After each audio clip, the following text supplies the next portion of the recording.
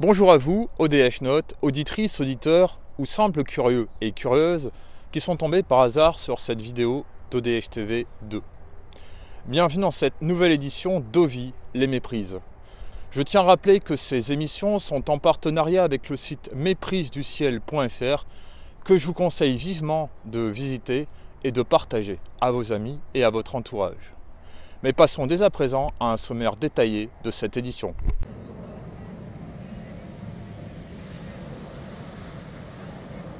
Au sommaire de cette édition, dans le courrier des ODH Notes, c'est Rémi Fauchereau, ufologue, président de l'Association d'études des phénomènes aériens, membre du SAU, mais également reporter d'ODH TV du département de l'Yonne, qui répond. La méprise du mois vous est présentée par Luc Chastan, webmaster du site Base OVNI France. Dans la rubrique IFO Aéro, Rémi Fauchereau vous parlera des bruits des avions. Dans la rubrique Anecdote du veilleur, vous retrouverez Jean-Louis Lagneau, ufologue et directeur de la revue LDLN ou Lumière dans la nuit. Dans la question de l'édition, Gilles Durand, membre du SAU et correspondant d'ODH TV, vous parlera des zones à méprise.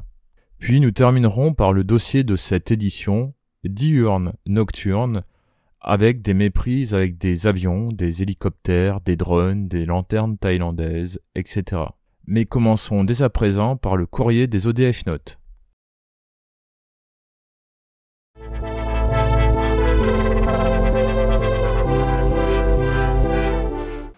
Alors Rémi, est-ce que tu as déjà fait au cours de veillée ou de tes débuts en ufologie des méprises? Personnellement, moi j'ai fait une belle méprise un matin. Un matin, j'étais vers la sortie de la cour de ma maison, vers les grilles, je regarde en direction des Varennes, et j'ai vu une boule métallique immobile dans le ciel. J'ai sorti, je l'ai photographiée, cette boule métallique. Mais c'était vraiment l'aspect d'une boule métallique, je vous jure, hein, qui était vraiment comme si c'était vraiment le phénomène OVNI typique. Hein. J'ai téléphoné à la station météorologique de Saint-Georges pour savoir si c'était pas un ballon-sonde, s'ils n'avaient pas lâché des ballons-sondes, etc. Quoiqu'un ballon-sonde, il y avait un peu de vent, il aurait bougé un petit peu. Là, ça ne bougeait pas. Et le gars de la station météo m'a dit « mais vous faites une méprise avec Vénus, je crois, ou quelque chose comme ça ». Et c'était tôt le matin, il faisait jour. Et j'ai été revoir ce que j'avais vu après avoir donné mon coup de téléphone. Je lui ai retéléphoné une fois, deux fois. Il m'a dit « non, je vous jure, vous faites une méprise, etc. » Et personnellement, j'ai fait une méprise avec justement une planète qui était Vénus. Et notre question, pourquoi les veilleurs et ufologues ne disent pas s'ils ont déjà fait des méprises? Ah ben c'est pas... peut-être que ça touche un peu leur personnalité et leur ego, hein, je ne sais pas.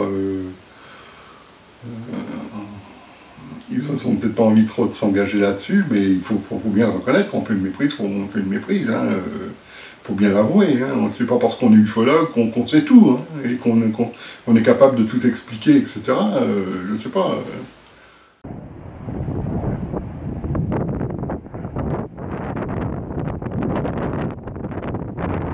Passons dès maintenant à la méprise de cette édition.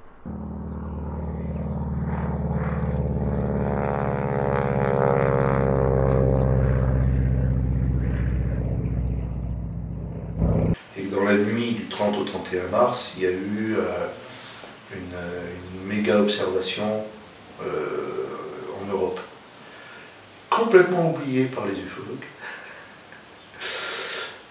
français, je précise, parce qu'en fait cette observation a commencé en Irlande et a fini en Espagne et en Italie. Alors Italie, j'ai jamais retrouvé les cas, mais je sais qu'il y a eu des observations en Italie. Et à l'époque, cette observation a été relatée dans la presse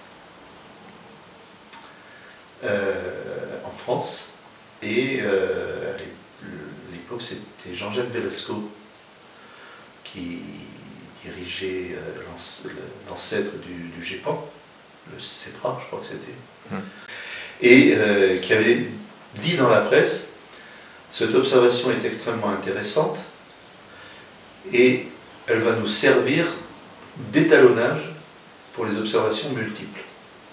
Alors pourquoi cette observation est intéressante?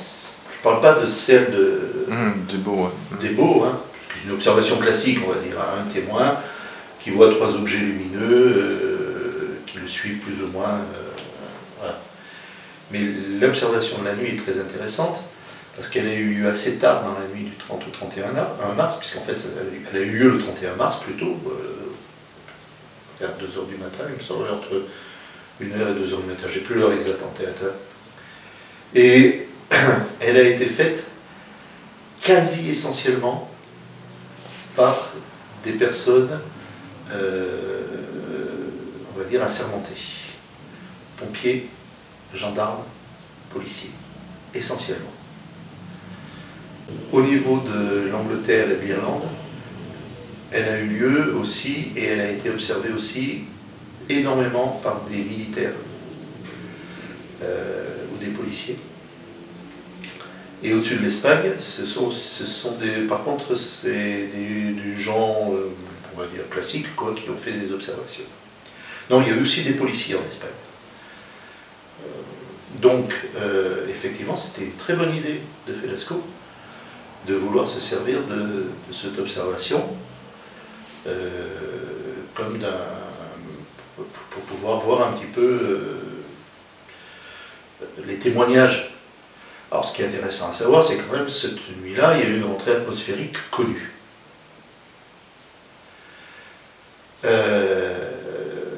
Là où c'était intéressant, c'est qu'il y avait plusieurs témoignages sur toute la ligne entre l'Irlande et l'Espagne qui semblaient ne pas correspondre à la rentrée atmosphérique. Et on avait des témoignages un peu avant, donc notamment celui des Hauts-de-Provence, puisque c'était dans la journée, et on a eu des témoignages un peu après, notamment du côté de l'Isère. Donc le lendemain en fait. Et au milieu, cette vague de témoignages, ce que j'ai retrouvé entre l'Irlande, l'Angleterre et la France et l'Espagne, je crois plus de 90 témoignages. Alors ce qui est dommage, c'est que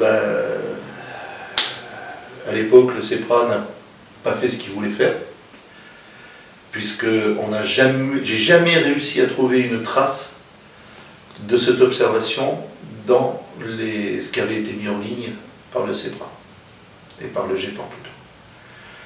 Alors, toute l'année 93 y était, sauf la nuit du 30 au 31 mars. Là où c'est intéressant, c'est donc qu'il y a une rentrée atmosphérique et comme il y a des témoignages qui semblent ne pas correspondre, l'idée c'était d'aller plus loin et d'essayer de trouver qu'est-ce qui dans le témoignage faisait que, est-ce que c'était vraiment un ovni qui se servait de la rentrée atmosphérique pour passer, ou est-ce que c'est simplement la rentrée atmosphérique qui a été interprétée différemment par les témoins. Voilà, là c'était l'intérêt de la nuit du 30 au 31 mars. Alors je ne sais pas ce que le CEPRA a fait avec ça. Je sais qu'à l'époque j'avais fait un article pour Lumière dans la nuit, pas en 93, mais bien après. Et là où c'est vraiment intéressant cette rentrée, c'est que à l'époque il y avait un organisme en Angleterre un peu identique au GEPAN, qui était dirigé par Nick Pope. Et que Nick Pope a toujours dit que cette soirée-là, les observations de cette soirée-là étaient sans doute la preuve la plus importante d'observation d'OVNI, et c'était ce qui était pour lui, c'était le cas le plus important d'observation d'OVNI d'Angleterre, et qui montrait que les OVNI existaient. Bon, mince, pourquoi en Angleterre c'était si bien et pas en France, alors que ça s'est passé au même moment? Je sais pas pourquoi les ufologues français se sont totalement désintéressés de cette nuit d'observation. après, c'est vrai que quand j'ai écrit l'article, j'avais encore quelques observations qui correspondaient à quelque chose qui semblait être autre chose que la rentrée atmosphérique. Il y a eu 3-4 observations notamment qui étaient vraiment assez spéciales. Une qui était vraiment très intéressante parce qu'elle était faite par des pompiers en Ardèche qui combattaient contre un incendie pendant la nuit et c'était 2 groupes de pompiers qui étaient de chaque côté d'une montagne. Et les 2 groupes ont décrit ce qu'ils ont vu et ils ont décrit quelque chose qui passait entre eux. Or, quand tu prends l'endroit où doit passer cette rentrée atmosphérique, ben, c'est pas là qu'elle doit passer. Donc, elle doit passer, mais à peu près dans la zone, mais absolument pas entre les 2 groupes. Donc, là, tu te dis, il y a peut-être quelque chose. Les autres observations intéressantes étaient une en Isère et une dans la Drôme, et elles étaient à peu près identiques, où ils décrivaient les observateurs. D'un côté, c'était des gendarmes, de l'autre côté, c'était des gendarmes aussi d'ailleurs. D'un côté, c'était dans la vallée au sud de Grenoble, la vallée de Vars. Et de l'autre côté, c'était dans la vallée du Rhône. Et ces 2 observations décrivaient comme un train de forme TGV bleu.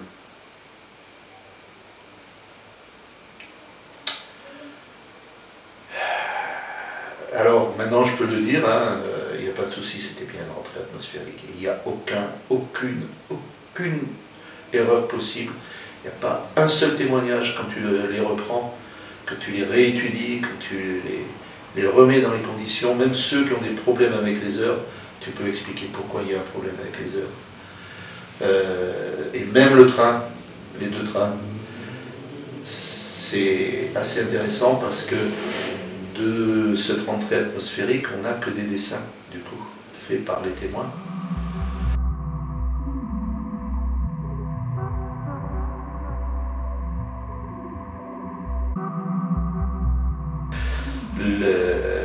Ce qui est amusant, c'est qu'on a une image de ce qu'ils ont vu, mais qui est beaucoup plus récente. C'est une rentrée atmosphérique qui a eu lieu au-dessus des États-Unis, au-dessus de l'aéroport de Los Angeles, il y a quelques années, où on voit effectivement un truc en forme de train bleu traverser le ciel. Et c'est bien la rentrée atmosphérique qui fait ça. Le souci, c'est que tous ces témoins-là ont vu cette rentrée atmosphérique, mais à des moments différents. Donc certains te décrivent des boules qui traversent le ciel, certains te décrivent des boules avec des panaches, certains te décrivent le moment où les boules se mettent à exploser, quoi, on va dire, et les gaz qui sont à l'intérieur, en s'embrasant dans l'espace, dans le ciel, ont des couleurs. Et c'est la rentrée atmosphérique, de l'Irlande jusqu'à l'Espagne. Tu t'y connais de toute façon en avion militaire, parce que tout à l'heure il y en avait un qui faisait du touch and go sur l'aéroport d'Auxerre-Branche. Tu t'y connais bien, même dans le son des avions.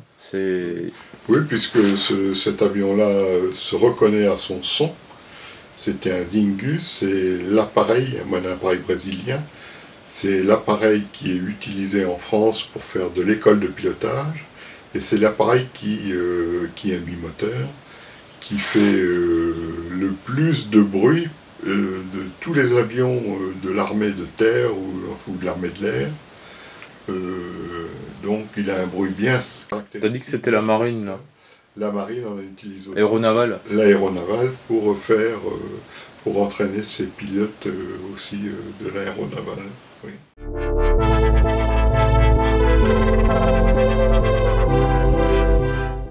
Alors, as-tu fait des veillées ailleurs en France? Ailleurs que le col de Vence? Oui. Ah oui, à plein d'endroits, oui. Ouais, seul, avec des gens, avec mon fils, ouais.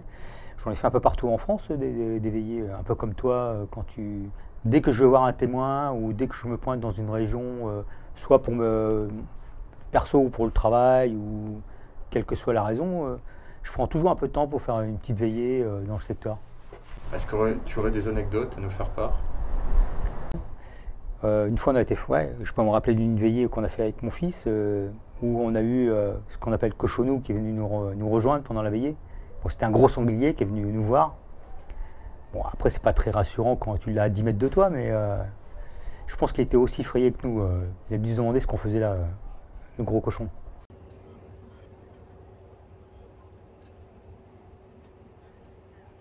Bonjour Gilles, pourrais-tu nous parler des zones à méprise? Voilà, non mais des zones à méprise, il y en a plein. Hein. Ça peut être à côté de chez toi. Hein. Voilà. Mais dès qu'il y a quelque chose, je dirais, de lumineux, de volant, dont on n'a pas l'habitude, ça peut être un sujet de méprise. Alors il y a des zones effectivement où ça se concentre. Autour des, je dirais, des terrains communaux, ce qu'on appelle la comment, je sais plus, ça dépend des régions. Hein. Enfin, je veux dire, le terrain communal sur lequel on va faire la fête foraine, etc. Où on va faire aussi, aujourd'hui, des lâchers de lanterne taille, avec l'autorisation de la mairie. C'est aussi des zones à méprise. Voilà, bon, des zones à méprise, ça peut être plein de choses. Hein. Et je te dis, ça peut être effectivement des zones où il y a des activités humaines.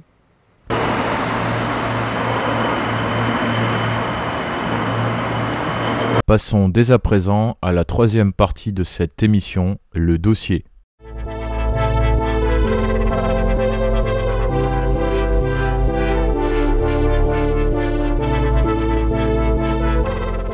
Dans le dossier Deauville et méprises numéro 13, nous vous proposons aujourd'hui de parler des méprises diurnes et nocturnes avec des avions, des hélicoptères, des drones, des planeurs, avec les interventions de nombreux invités dont des ufologues, des veilleurs et chercheurs.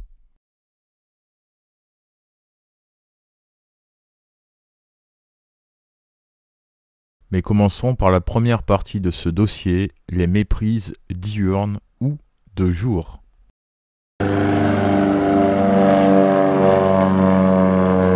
Bon, effectivement, j'étais tombé un jour sur un monsieur, par hasard comme ça, parce que ça je l'ai vu avec lui.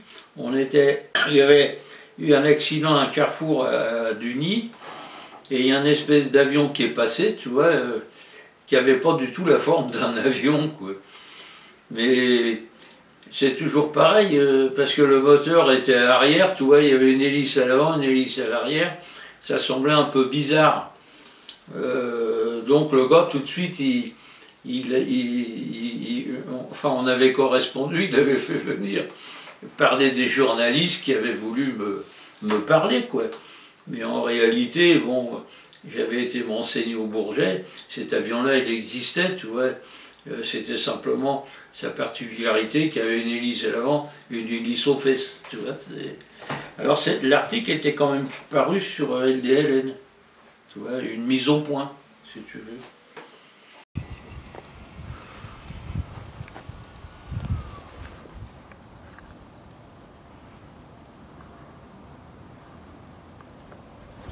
Eh bien, je retrouve Bruno Botta. Bonjour Bruno. Bonjour Gilles. Et Anne. Bonjour Anne.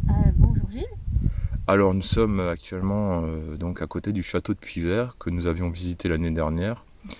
Et c'est là où vous avez vu la réponse à une observation diurne faite à Rennes-le-Château quelques jours avant, les fameux planeurs. Et nous sommes d'ailleurs au-dessus de la piste d'envol et d'atterrissage de ces planeurs. Alors, pouvez-vous nous parler ? Et ben là, je trouve que c'est très bien parce que là, on se retrouve vraiment dans le lieu. Et là, en face, on a la confirmation par rapport à ce qu'on avait dit lors de notre ancienne interview. Oui, donc le petit aérodrome se trouve dans l'axe de Rennes-le-Château, qui se trouve dans cette direction. Et on voit bien les montagnes derrière lesquelles passaient, derrière lesquelles apparaissaient ces boules lumineuses. Et c'était très amusant parce que c'était fugace, on voyait apparaître comme des flashs lumineux dans le ciel. Et on aurait pu croire à un balai de boules lumineuses. Si on est un tant soit peu imaginatif et qu'on laisse l'imagination prendre le dessus, on peut très bien dire « Ah, j'ai vu des ovnis depuis Rennes-le-Château ». Bah non. Ça confirme bien ce qu'on pensait justement. D'ailleurs, C'est bien de se retrouver dans ces lieux, comme ça on a vraiment une confirmation que c'était une bonne méprise. Voilà. c'est très intéressant d'observer le ciel en une belle après-midi comme aujourd'hui, très ensoleillé. On peut voir des choses fortement intéressantes, des avions de guerre, des avions de chasse, des hélicoptères comme les 2 hélicoptères Chinook que j'ai enregistrés tout à l'heure. On peut voir énormément de choses. Le 26 novembre 2013, depuis la commune de Bron dans le département du Rhône, vers 17h30, un témoin est intrigué par la présence dans le ciel de lumière ayant une forme particulière.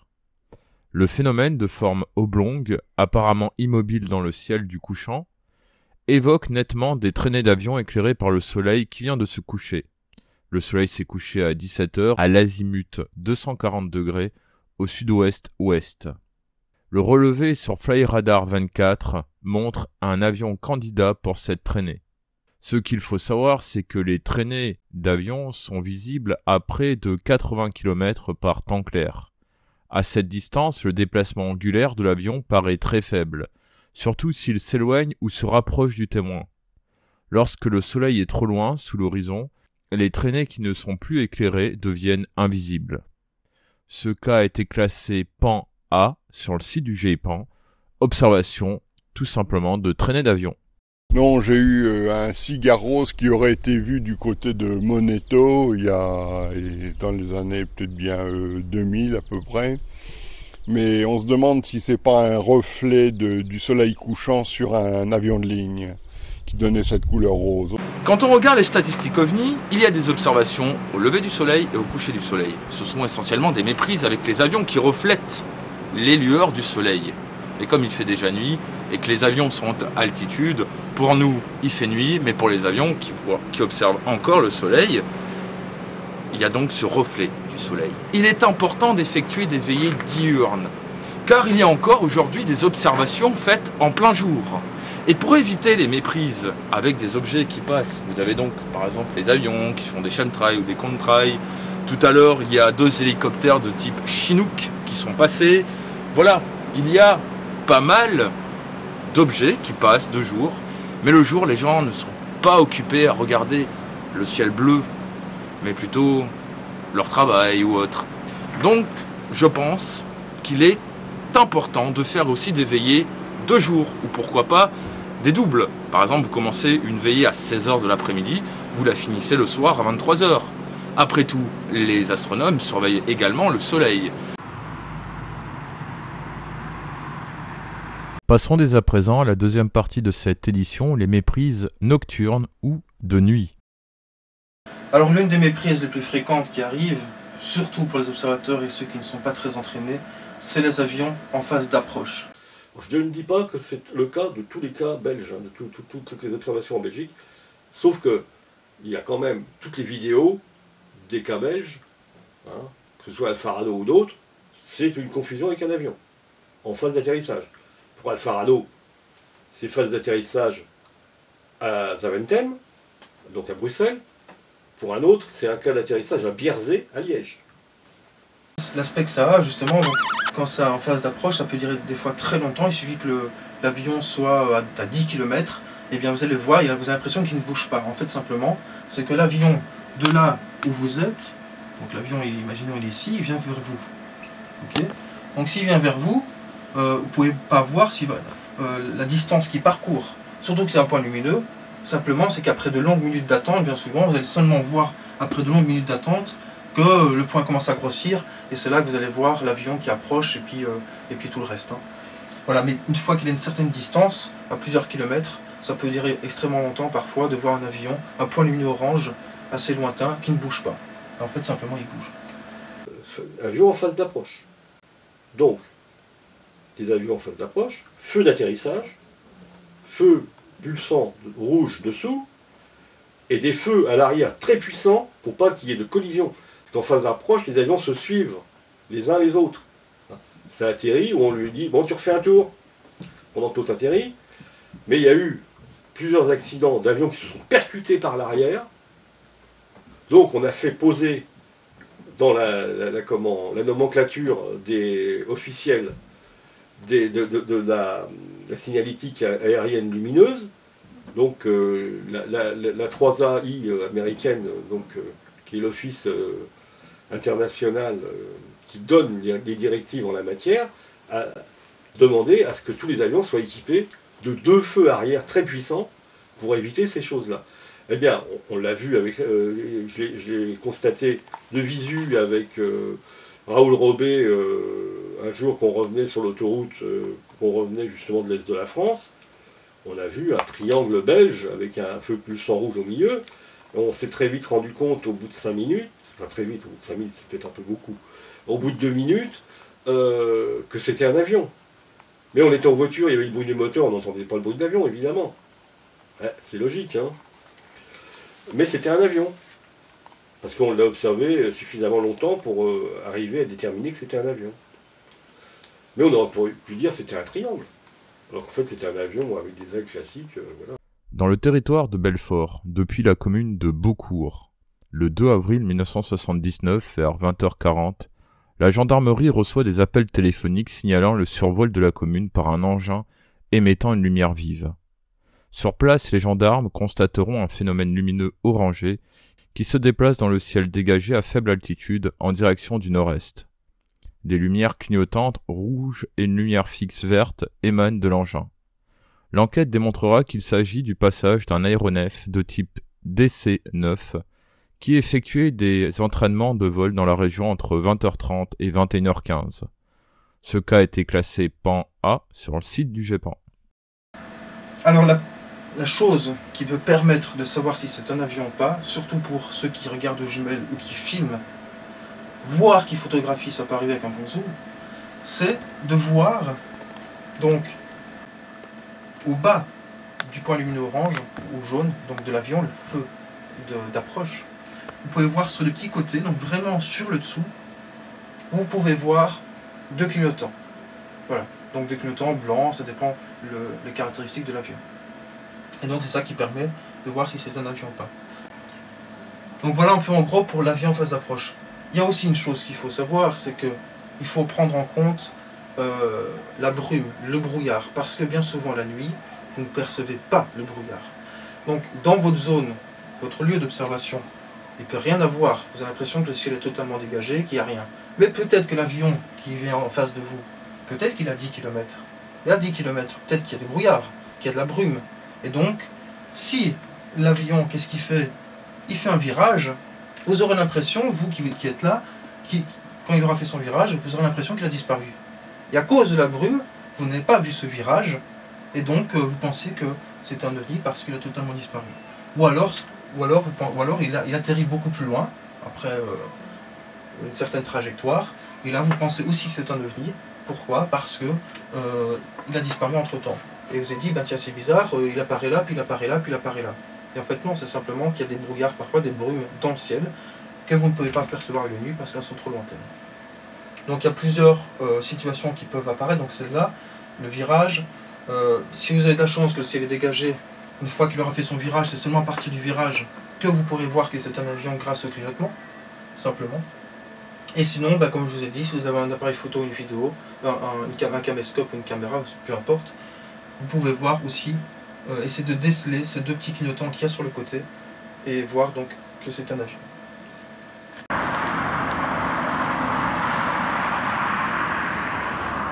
La méprise qui va suivre est une confusion très intéressante, car elle a la particularité de se reproduire tous les débuts du mois de juillet, et dans la même région, tous les ans, depuis de nombreuses années. D'ailleurs, il y a eu méprise encore début du mois de juillet 2021.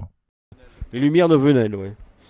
Bah oui, c'est une... voilà, la patrouille de France s'exerce et ça devient une zone à méprise. Ainsi, le 1er juillet 2015, à partir de 22h30, dans la région Provence-Alpes-Côte d'Azur, plusieurs personnes dans le département des Alpes de Haute-Provence, mais aussi dans le Vaucluse et les Bouches-du-Rhône, observent le déplacement de phénomènes lumineux dans le ciel. Certains témoins évoquent des formes géométriques ou de sortes de vaisseaux formés par des points lumineux. La presse locale rapporte également les observations. L'observation de lumière dans le ciel organisée selon des formes géométriques régulières évoque une patrouille aérienne en exercice ou en démonstration. Une vérification auprès de la patrouille de France basée à Salon de Provence nous indique que la patrouille a exceptionnellement volé de nuit dans cette région les 1er et 3 juillet. Le 1er juillet pour répéter la démonstration qui a eu lieu le 3 juillet pour le baptême des promotions sortantes.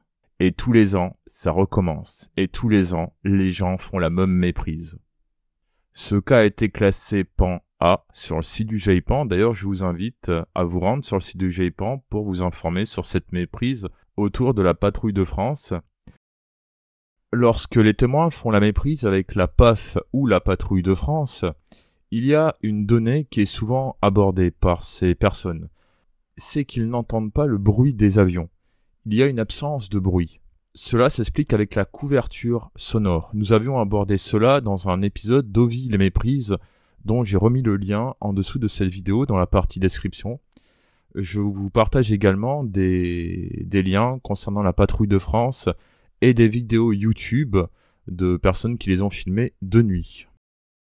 Ces zones sensibles de méprise, ça peut être des tas de choses, hein. Ça peut être des zones d'attente d'atterrissage dans un aéroport, par exemple. Les avions sont mis en attente et ils tournent. Ils tournent, et puis avant de pouvoir atterrir, donc ils sont à la queue leu-leu. Et ça a été une source énorme de méprise dans les années 70, dans Lyon, justement. Dans le nord de Lyon, où les avions qui ne pouvaient pas atterrir pour une raison dont je ne me souviens plus, avaient des problèmes, donc peut-être parce qu'il y avait une densité de vol ce soir-là pour atterrir à Orly. Donc ils étaient en attente et ils faisaient la queue leu. Et puis parfois ils revenaient une deuxième fois. Il y en avait qu'on disait bah non, vous êtes encore en attente avant d'atterrir, etc. Et donc voilà, ça c'est une zone à méprise parce que les zones d'attente d'atterrissage, donc ça a un nom d'ailleurs en aviation, ces zones-là. Il y a d'autres zones, toutes les zones où il y a des animations aériennes de toutes sortes. Hein.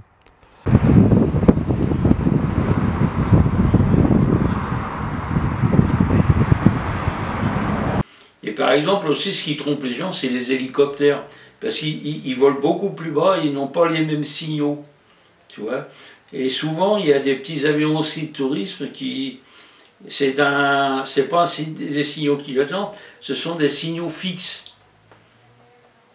Et alors comme l'aérodrome est pas loin, il passe au rang des maisons, ça fait bizarre. Depuis la commune de Barcelonnette, dans le département des Alpes de Haute-Provence, le 11 mai 1977, entre 22h05 et 22h25, plusieurs personnes constatent la présence dans le ciel de 2 objets évoluant sans bruit et émettant une vive lueur rouge par intermittence. Les témoins remarquent également que ces objets émettent une lueur blanche en direction du sol. L'enquête de la gendarmerie déterminera que 2 appareils Puma SA 330 de la base école du Canet des Morts dans le département du Var ont effectué un vol de nuit se livrant à des exercices, dont des éclairages au sol, dans le secteur d'habitation des témoins. Ce cas a été classé PAN A sur le site du GIPAN.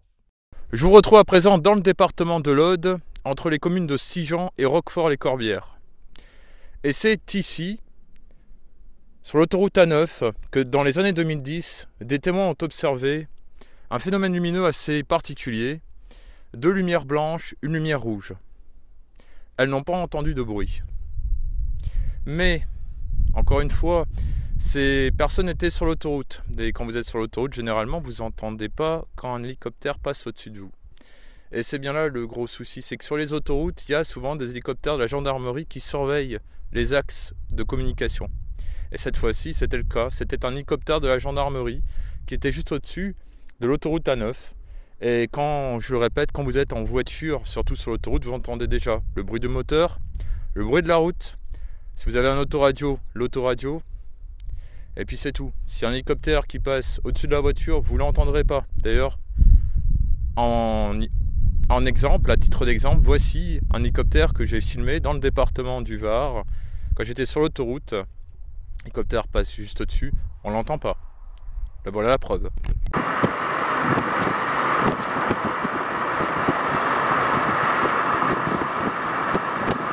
Le 22 octobre 1984, depuis la commune Le Luc, dans le département du Var, vers 18h50, deux automobilistes aperçoivent près d'une voie ferrée une lumière intense. Celle-ci a la forme d'une boule blanche et un faisceau blanc au contour net s'en détache.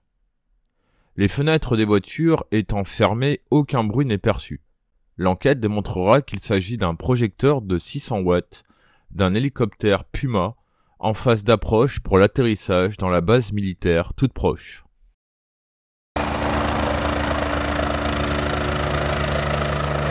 On commence à parler des drones dans Lyon. Il y a eu quelques articles sur les drones dans Lyon. Bon, les droneurs existent depuis plus longtemps dans Lyon, hein, comme Jean Alain, il a un drone depuis un petit moment. Mais autrement, tous les témoignages récents que j'ai, on ne peut pas les lier à des drones, je pense pas. On a des phénomènes de drones. Peut-être que dans le futur, il y aura des méprises avec les drones, mais pour le moment, tout ce qui a été observé, même les cas récents qui ont été observés, on peut pas dire que c'est des méprises avec les drones.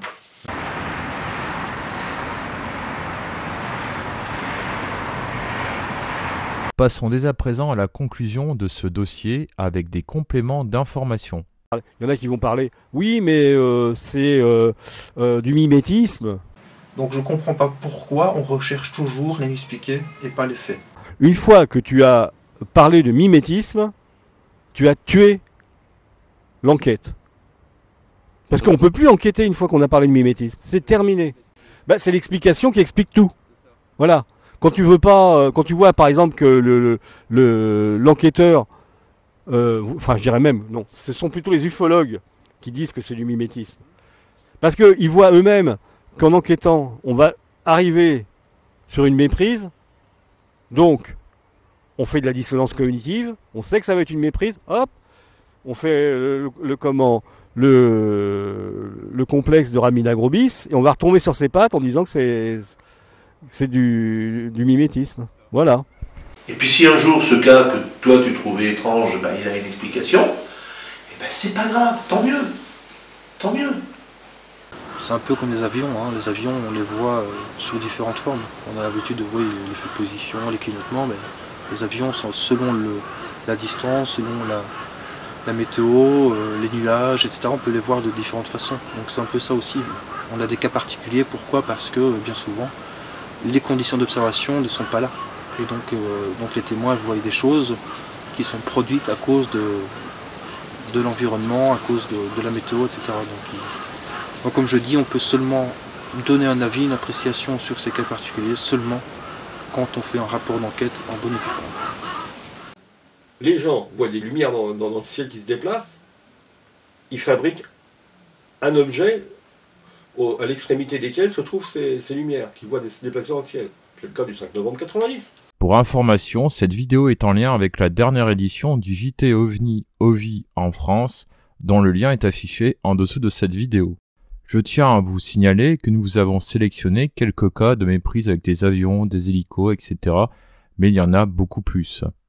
D'ailleurs, la série diurne-nocturne se poursuivra dans d'autres OVI, les méprises.